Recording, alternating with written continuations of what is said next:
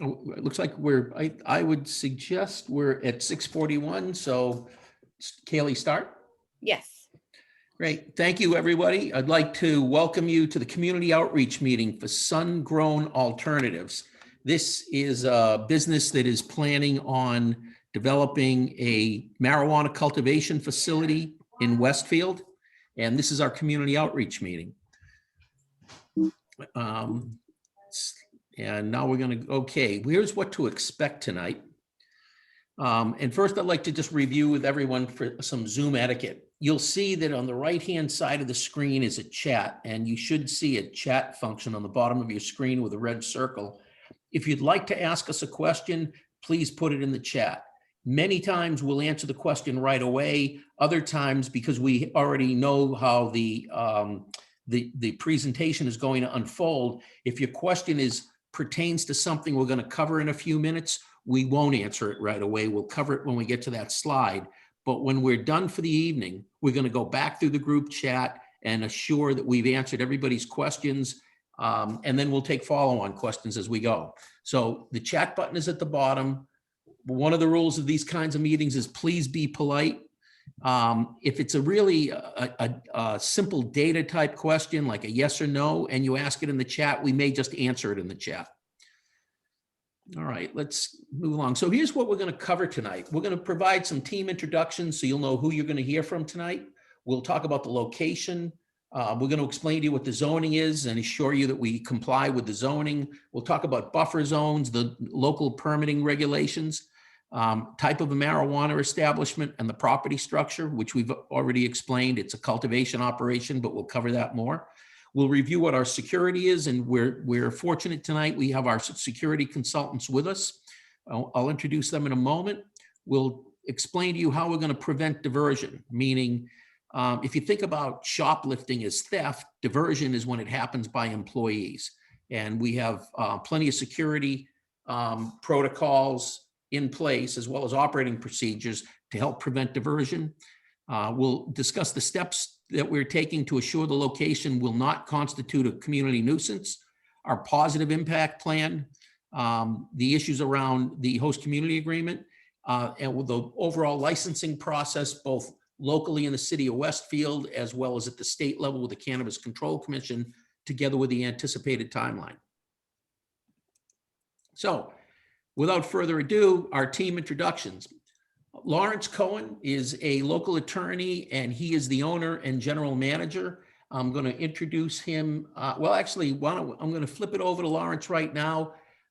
Let him speak to you a little bit about his background, and then we're just going to we'll go around the roster, and I'll introduce you to all the players we have with us tonight. Lawrence, do you want to introduce yourself, talk about your background? Sure. Thank you very much, David. Just briefly, I'm the owner, principal in regards to Sun-Grown Alternatives. I've worked hard to put this deal together. Just to tell you a little bit about myself, I am a practicing attorney. I've been working in the areas, particularly of criminal law and healthcare law, for about 10 years. Prior to becoming a lawyer, I did work for a number of years in various industries. I worked in retail.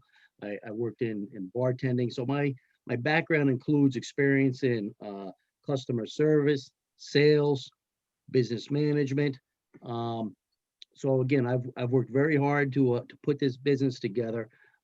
I'd suggest as an attorney, I'm particularly cognizant about the importance of compliance, and we intend to strictly comply with all laws and regulations in regards to how this greenhouse and cannabis facility is managed and run. And to that extent, it's my intent, as we've done so far, to involve and employ and have people working with me who have the necessary expertise to ensure that that's done. We'll hire somebody in regards to compliance. I've got a consultant on board right now in regards to how to set up and manage the greenhouse, and we'll retain a grower, an experienced grower, and we'll retain other people to help with various administrative and management tasks, as well as, of course, hire all the employees involved in the business. And we'll do background checks to ensure that everybody that's working for us is well qualified. And it's my intent to also ensure that they're fairly compensated. With that said, I'd like to turn it over to some of the other experts that we have on the meeting here, and they will discuss various aspects of the greenhouse. Thanks again, David. Great. Thank you, Lawrence. So let's see. I think this slide probably should have been before the last one, but I'm the moderator. My name is David Rabinovitz. Kaylee Hepburn is with us. She is the attorney that is representing there's that old adage, only a fool is his own attorney. So Lawrence wisely hired somebody who specializes in marijuana. We have Leo, who is our security consultant, and Rob. Actually, is Rob with us? And we're going to take a moment because we've got somebody joining us here, and Tony, who's also one of our security consultants. Chet, are you, yep, you're connecting to audio.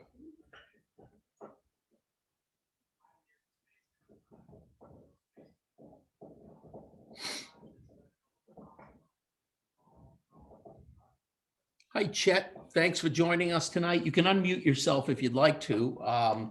We're just going around, we've started the presentation, but we're going to take a moment just to bring you up to speed very quickly. We've reviewed, what you missed is we reviewed the subjects we're going to review tonight, what we're going to talk about. We're now doing some team introductions. Our owner, the principal of the project, Lawrence Cohen, just gave an introduction, and we're now going around the horn. Next is going to be Leo, who is one of our security folks, is going to introduce himself, followed by Tony, and then our attorney, Kaylee Hepburn. Leo, you want to unmute and do a quick introduction? Sure, absolutely. I'm the lead technical writer for Sapphire Risk Advisory Group. We've been working in cannabis security since 2013. We've worked on over 300 applications for cannabis licenses. We've done 60 plus build outs of facilities. And then we help some companies with, operational things like training, how to respond to robberies, burglaries, things like that. We've been working with Lawrence for about 2 years now. And it's exciting to see the project hit this stage. Great, thank you. I'll hand it to Tony, who's our managing partner. Thank you. So I think Leo mentioned exactly what we want to do is our main focus really is to make sure that the facility not only is safe and secure inside, but also protects the environment outside. We're very focused in a proactive approach when it comes to security, having worked in 30 states already with that, and we feel very comfortable. Already been involved in Westfield, a great town, so we know how important it is to provide security that's not only going to protect the facility, but protect the community too. Thank you. Thanks, Tony. Kaylee? Hi, I'm Kaylee Hepburn. I'm an attorney for Lawrence and Sun-Grown Alternatives. I'm specializing in cannabis now, but my background is in real estate and administrative law and compliance. So all of those practices have really helped me navigate the new cannabis industry. And Rob may be joining us at some point. He is the owner of Grow Space New England, who is building and leasing the greenhouse facility to Sun-Grown Alternatives.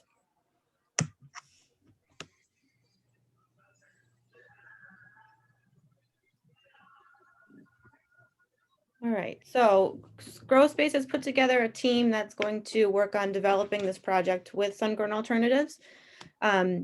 We have TJA Clean Energy, who's managing all of the construction aspects. Arch Solar is a greenhouse manufacturer and designer out of Portland, Maine. The greenhouses that we've decided to use are used in Canada all year round and up in Maine, so we're bringing them down to Massachusetts. He's already had a couple of projects down here. We have Sherman and Frydek for engineering, which is a local engineering company. 2WR and Partners is working with the architecture, so they coordinate with the engineering and with Sapphire to design all of the architectural design in the building. And then we've already had Leo and Tony introduce Sapphire Risk Advisory, who is controlling all of our security. Got some maps for you for the location of our site. So this is a site, I'm gonna go to the next one first. This one's showing you Progress Ave and Falcon Drive. So the site outlined in teal here is the 4-acre site where the greenhouse is gonna be developed. We're in the industrial zone. There is one vacant residential parcel that's next to us. We already obtained a special permit, which it will include a special buffer zone for that residential parcel. And this is showing you the site plan. So the greenhouse is 33,000 square feet over in the back corner of the lot. And this is a photo taken this summer of what the site looks like currently. So it's nice and flat and ready to put a greenhouse in that back corner. Okay, we'll talk a little bit about the zoning, the compliance, buffers, and local permitting. So we're on a 4-acre parcel that's zoned industrial A, which is zoned appropriately for cannabis cultivation. Our legal buffers include 500 feet from a school, a park, or the Columbia Greenway Rail Trail. And those are measured from the lot lines, and we're in compliance with those buffers. We also have a 300-foot buffer from any residential district or a lot containing a pre-existing residential dwelling unit or a structure for religious worship. There is a vacant lot within 300 feet of our property line, but we've talked to the planning board to obtain a special permit, and we're going to protect that lot with a vegetative buffer. We also presented to them a photometric plan showing that the light emitted from the greenhouse will not affect that residential parcel. And all of our abutters within 300 feet have been notified of this development.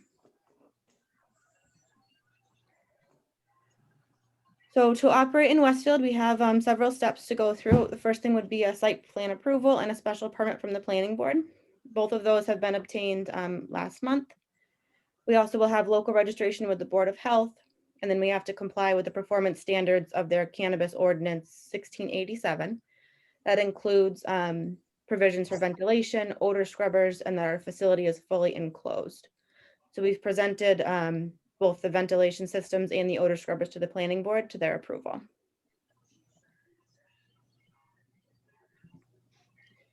So as David said, we're looking for a license that's a tier 4 cannabis cultivation license. That's going to be up to 30,000 square feet of cultivation canopy. There'll be no retail, no direct consumer sales, and no on-site consumption. And I'll talk a little bit more later on about the environmental aspects of the greenhouse. So David, if you can go through your tables a little bit for us.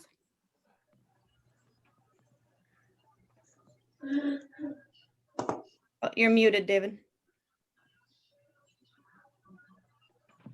Thanks, Kelly. It always helps if I press that button, doesn't it? So we wanted to give you a sense of what's going on in Massachusetts with respect to licensing, and we'll focus on the top line, which is marijuana cultivators. There's a total of 252 operators, or rather facilities, that have gone through the licensing. 39 have been authorized to commence operation. 12 have final licenses, which means they're now finishing. They have finished their build out and they're just getting the interior set up so they can get their certificate to commence operations. There's 156 with provisional licenses and 45 that are sitting in the application queue.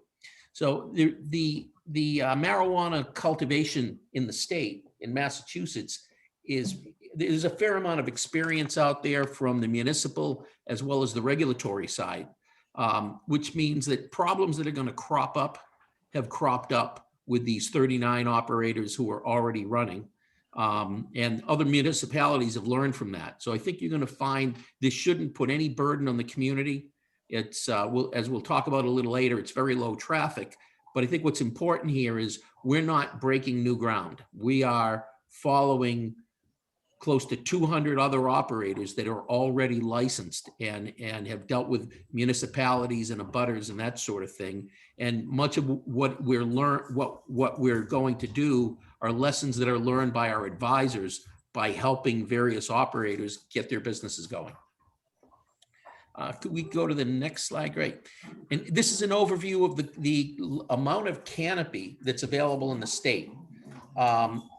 final licenses, provisional consideration and provisional licenses are really the same thing. It's just whether you've paid your license fee to the commission or not. But as you can see, we're talking about a tier 4, correct? Yes. Yeah, we're a tier 4, which means we'd be growing between 20 to 30,000 square feet of flowers. And you can see where in the group, it's tier 1 to tier 4, which are where most of the operators have their licenses. So in general, the industry in Massachusetts is not an industry dominated by the really big players, though you can see there's 11 players that have 100,000 square foot facilities. But beyond that, most of the industry has less than 40,000 square feet. And even more of it is I shouldn't say even more, but the bigger numbers are from 30,000 square feet and down, which is the class we fit in. It's not the largest. This shouldn't cause any nuisance, especially based upon its size. And if we can go to the next slide.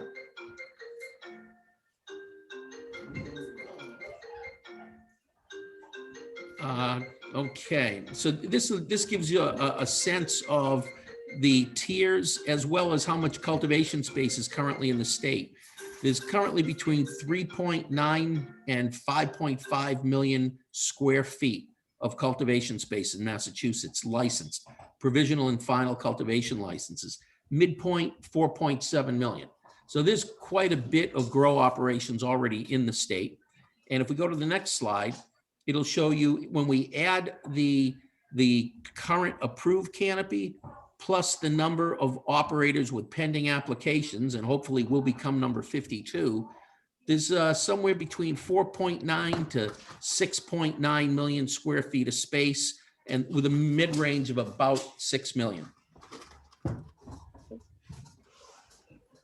Great. Thank you, David. Yep. Sorry, just had to let a dog in. So, and here's our facility. And Kaylee, who should speak to this one? I'll start speaking here and then we'll get into the security in a little bit with some floor plan overlays. Great. But we have 2 different styles of artistic renderings of the greenhouse facility. So this is showing you the head house up front with all the parking, and then the greenhouse bays toward the back. This gives you a view of the parking lot. And this was all designed by our architects, 2WR.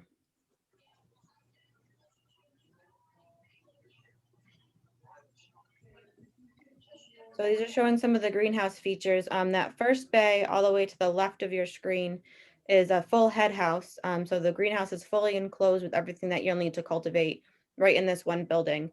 And then the 6 bays in the back have the polycarbonate clear roofs to allow sunlight to grow the cannabis. We also have full light deprivation blackout curtains so that at night, if the supplemental lighting needs to run, the light won't escape into the night sky. Can you So see there it? will impact. I'm Excuse sorry, me? go ahead, Chet. No, I'm just listening. Okay. Kaylee, I noticed on the side, could we go back one slide? Yep. So Kaylee, I noticed on the ends and the side, it appears to be white. Are these greenhouses glass all around so you can see through from any angle, or only from the top? Only from the top. So, Go oh ahead. no, go ahead. No, the walls are insulated and you can't see through them. You can only Right. see from the sky. So, Yeah. unless you're in an airplane, the product itself, the plants are not visible from anybody who's down on the street level. Absolutely. Yes, thank you. It's also a fully closed greenhouse system. So you can see on this photo too, the HVAC units running up and down the side of the building. They will recycle the air and they have odor scrubbers so that none of the odor will escape into the air either. What kind of odor are you talking about? Odor from the cannabis that the cannabis might cause. Just from the flower.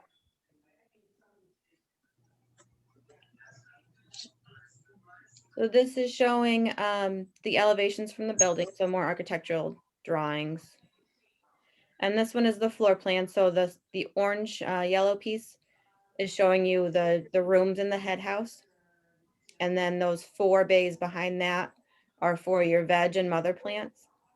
and the 6 rooms in the back are for mature flowering cannabis. And it gives you a breakdown of the square footage of each section of the greenhouse. Right, and then Leo and Tony, if you can take over the security for me. Sure. Thanks, Kaylee. We've been working with Lawrence since 2018.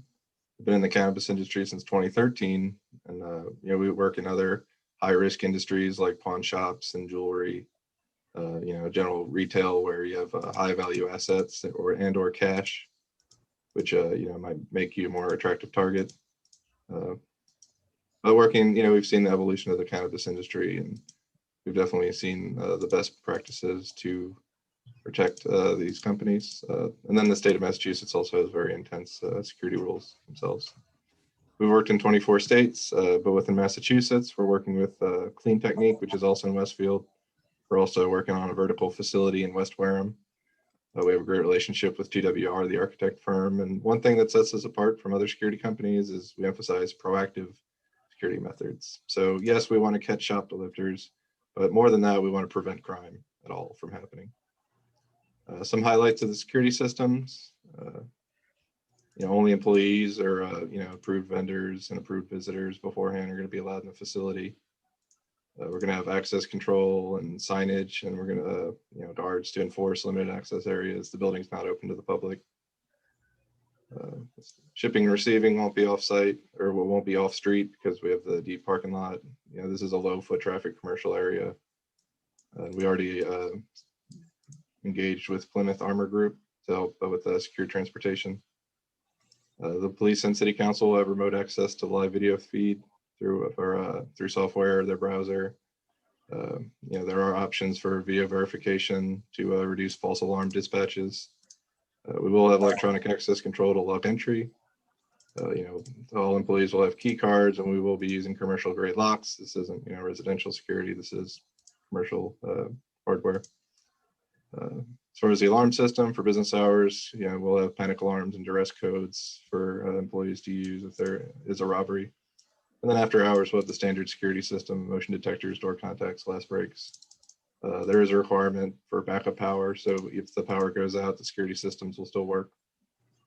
And then, one of Sapphire's big emphases is vaults and safes. They will be connected to the alarm system, and everything will be stored in the vault or a TL safe once it's ready for sale. And the next slide is the overlays. So that's just maybe a site plan. We'll have cameras on the exterior to see, you want to see the whole perimeter of the building. Security does start at the perimeter, catch them before they get inside. And then the next slide is the interior view where, we have good camera coverage. We have access control that not only would prevent people from coming in, but if they do go in and you have an electronic log, you can do audits where you can tell who went in, what time. For certain rooms, they might have to log a card out where, for fire safety reasons, they'll still be allowed out, but at least it creates a log of when they left. You see the post-harvest processing, we put safes there. And it's in close proximity to shipping and receiving, so you have less risk of diversion and such. Great, thank you. Thank you. So our next section ties into security. It's all of our plans to prevent diversion of the product to minors. So there are several ways that we're going to work on ensuring that product diversion does not occur. The first would be to use our comprehensive security plan in conjunction with our policies for identification requirements and visitor badge requirements, so that we know that no underage or unauthorized individuals are ever in the greenhouse. The second would be the security system and the compliance with the state required metric seed to sale tracking program. That works in conjunction with our inventory policies, so that we know exactly how much product is in the greenhouse at all times and at every stage. So any product discrepancy can really quickly be evaluated.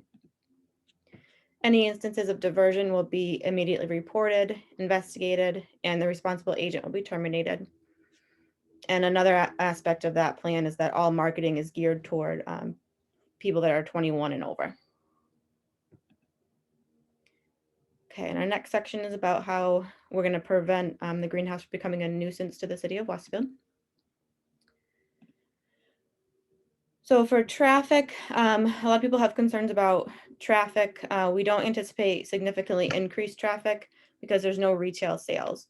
So you'll have employee traffic and maybe infrequent visitors, and then there'll be secured unmarked deliveries. As Leo said, we're working with an armor group to work on the delivery aspect. Our zoning is compliant with current local zoning. The utilities, so we'll talk a little about the energy efficiency. Energy efficiency is a major design consideration in these greenhouses. So by using a greenhouse, you can use the natural growing power of the sun. You don't need as much electricity. We also use behind the grid solar to mitigate that electric demand even further. Our water system, I'll talk a little bit about more later, but we use reverse osmosis to recapture about 80% of the water usage and recycle it and reuse it in the greenhouse as much as we can. The odor control, so Arch Solar has a technology they're using, it's called an advanced oxidation process. So it breaks down and eliminates odor with a process that only has water vapor as the residual. So the advanced oxidation breaks down into oxygen, water vapor, and CO2, and their lab testing is performed to show that the technology doesn't create any undesirable or harmful chemicals, and water vapor is the only residual. The noise from the facility, so we'll comply with city and CCC regulations. We also, on that photo where I showed you the HVAC, it has sound screens on either side of the greenhouse so that any mechanical noise will be screened with those also. And the indoor and outdoor lighting is in compliance with the security requirements and with the Westfield zoning bylaws. So like I mentioned before, we have full light depth blackout curtains so that any nighttime lights will stay in the greenhouse. So our water storage and management, we're using reverse osmosis water recapture to recycle most of the water. And then any wastewater is securely stored in holding tanks, and it's hauled off site for disposal. So there's no wastewater from the greenhouse that will ever touch the ground on the property. And we're using a company out of Bellingham to manage all of our wastewater control systems. And even if the water were to hit the property, state law prohibits any use of pesticides. So the only thing you can use on cannabis plants in Massachusetts is methods that are deemed safe by the EPA. So that's going to include things like garlic and peppermint, white pepper. There's a list that's on the EPA website. And that is controlled not only by the CCC inspections, but also because all the plants have to be tested and non-compliance would be sanctioned, as you might have seen in the news in the state where companies who have used pesticides have been sanctioned by the CCC. So there's several safeguards there for you. This shows you a little about the odor control system. It's a core technology developed by Innovative Solutions, and they're using them in greenhouses around the country.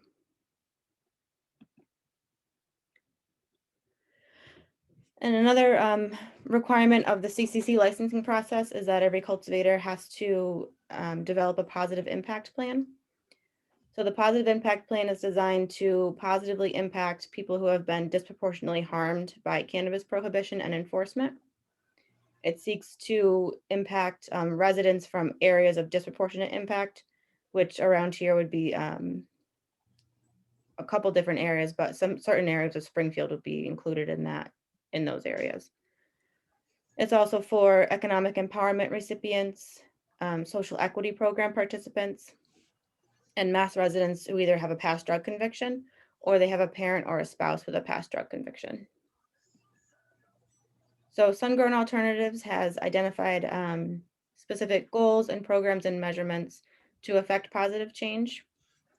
The goals would be to reduce barriers to entry into the industry, provide services and mentoring, and promote sustainable reparative practices in the cannabis industry.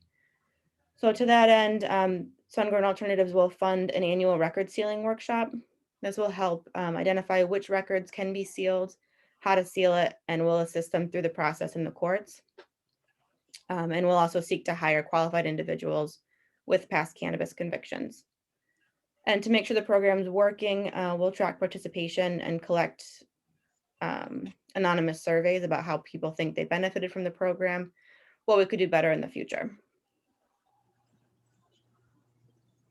And another CCC requirement is the host community agreement with each host community. So the purpose of that document is to lay out the main agreement between the cultivator and the city and what each party is responsible for.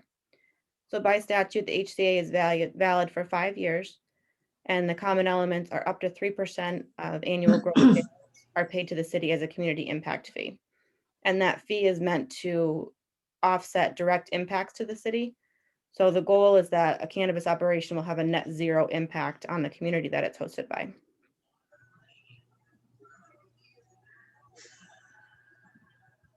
So in order to get a license, Ungrown Alternatives first has to hold this outreach meeting. And we've already begun negotiations with the city for an HCA. So we hope to have that finished this month. And then right after that, we'll apply for the license with the CCC, which could take up to a year. That includes 3 packets, the application of intent, a full background check, and a management and operations profile, which will describe all of the operational details and procedures of the company. All right. So does anybody have any questions? I think Chad, I think you were, or Chet, I think you were the only one here. If you have any questions? I feel special. Wow. We're the only one here. What are you anticipating for the start of construction, date-wise? This spring. So as soon as the snow melts. So, and what happens more, how many of those scrubbers are there? That's still to be determined by the architect and the MEP professionals. So they are determining how many that we'll need with the HVAC systems. And what happens when one fails? They have safeguards, so they're on different backup generators. So there's different ways to, when you clean one of them, the other ones will still be working on different power circuits. So they have pretty strict cleaning protocols to keep them working. No, when a whole one of them fails, what happens? Well, the other ones will catch up until they'll work on catching up, and we'll work on, fixing the one that's not operating at the time. But they're all on a closed system, so the HVAC, it's kind of redundant, and they can pick up the slack.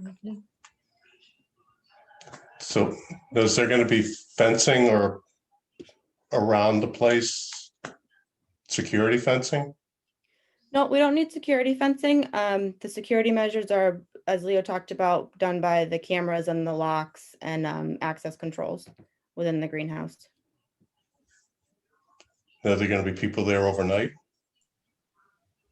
Leo, can you talk a little about the overnight security and how that works? Sure. Currently, the plan is that we'll have a guard during operational hours, but overnight we'll have the alarm system armed. You'll still have the access control and the video systems. This video is 24/7. It's not motion detection. If you look if at it did fail, you'd know right away. If you look at the camera system exterior, what we've designed is called geofencing. We're currently using that in several large cultivation facilities throughout the United States. One closest one maybe being in New Jersey right now. And each camera basically sets a digital footprint of what they're seeing. Anything that crosses into that zone will immediately send an alert to not only to the alarm company, but to respected people from the facility that it has been breached. And it's so sophisticated, it could determine whether that breach is an individual or that breach is an animal. So the whole perimeter basically is alarmed with a camera system and a geofencing, as it's called. Which is working quite well to the point that even in the state of New Jersey, now there are several facilities that we have are currently using it. How big are the trucks that come in there? Are they tractor trailers or just straight trucks?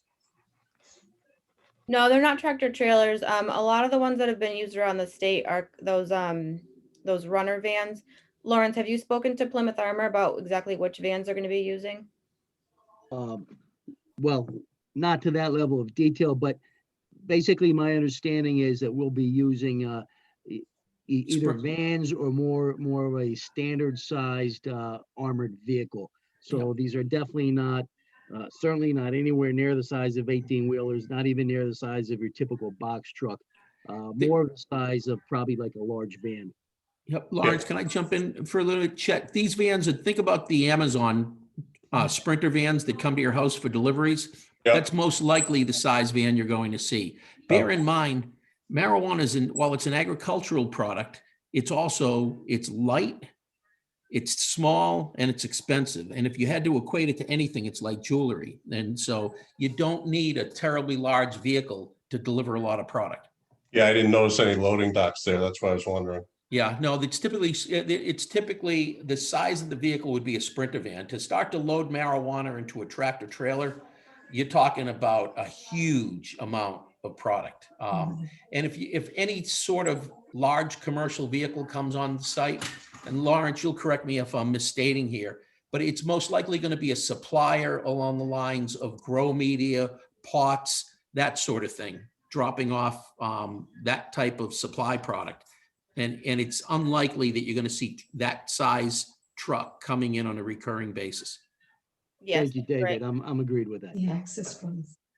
Yep, and the Sprinter vans are unmarked and the deliveries have to be randomized. So they have several controls in the security plan that's monitored by the state. So they have to be controlled by GPS. They have certain recording requirements. They're very tightly monitored and controlled. How many people do you anticipate working there during the day? Probably a total of 18 people, but in different shifts. So there won't be that many there at any one time.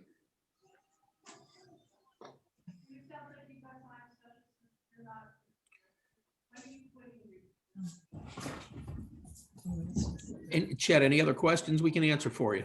Not that I can think of. I'm just surprised I'm the only one that attended. Well, this is not uncommon. These facilities, unless they're situated in a residential area with a lot of residential abutters, these meetings don't always attract a big crowd, especially when they're in more of an industrial type setting. You're not.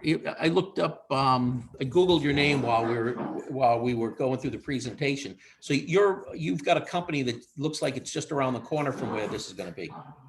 Yeah, correct. That's why I got a notice about the meeting. Right. Yep. Now you sell motors, or or do you also sell scrubbers as well? No, we repair a lot of equipment. Okay. Great. So we plan for failures. Yep. So your card is something Lawrence may want to have in his Rolodex, to the degree that everybody here is old enough to know what a Rolodex is. I'm not so much worried about that as I'm just worried about, backup operations. Yeah, the regulations are very tight, because remember, this is the first time in anybody's lifetime that's on this call, and likely in the life of the US, that there's been an industry that's illegal at the federal level, legal at the state level, and the feds carve out a safe harbor to say, even though it's against the law, we're going to let you do it as long as you stay within the following confines. And as a result of that, without boring you with too much of a history lesson, the federal government laid out 8 priorities for states when they develop regulations. So the states tend to be very focused on safety, diversion prevention, the folks that are going to work in the industry, and that sort of thing. And for example, on the security end of it, there's a tremendous amount of redundancy on the security end of things. The commission doesn't want to be bothered with the bad publicity of a failure of an operator without knowing that there was some sort of redundant system that would kick in to handle whatever the issue is. Sure, and the cultivators highly focused on that too, because any type of failure that's not redundantly covered could result in a crop loss, which would be pretty Catastrophic. Right. Because if you think about it, when you think about the cycles and how long it takes to get through a whole crop, if, that's one of the reasons, generally speaking, why you have multiple rooms. So if you have a problem, an environmental problem in one room, it doesn't necessarily infect the other rooms. Yeah, And- that's why I was worried, about Yeah. if you lose a scrubber, each section seems to be isolated, so one couldn't back up the other.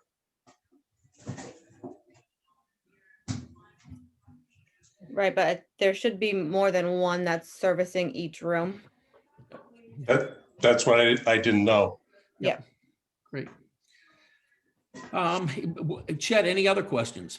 No. Because you're the only guest we have. Everybody else in this call is part of our team, so. having No, some- but just out of curiosity, where does this stuff end up retail wise? How far does it go? All over the state, but not outside the borders. You can't move marijuana product that has THC, which is the component that gets people high, across state lines. Oh, okay. So, and Lawrence will be one of the independent growers, which means he'll become very attractive for the independent retailers and the independent product manufacturers. And the current wave of people in the state that are getting licensed tend to be operators that are not fully integrated. So this operation will contribute to a lot of, it's a very important part of the value chain in the state, because this is how the independents will have a supplier. Yeah. Okay. Well, it's quite interesting. Appreciate your time. No, we appreciate you attending. Yeah, thanks for coming. Thank you. All Chip. right, well, have a good night. Thank you. too. You too. All right, well, that concludes our meeting. So at the end of our presentation, I have David's email and my email, so any follow-up questions can be directed to either one of us. Great. Thank you, everyone, for your participation. All right, thank you. Good night. Good night.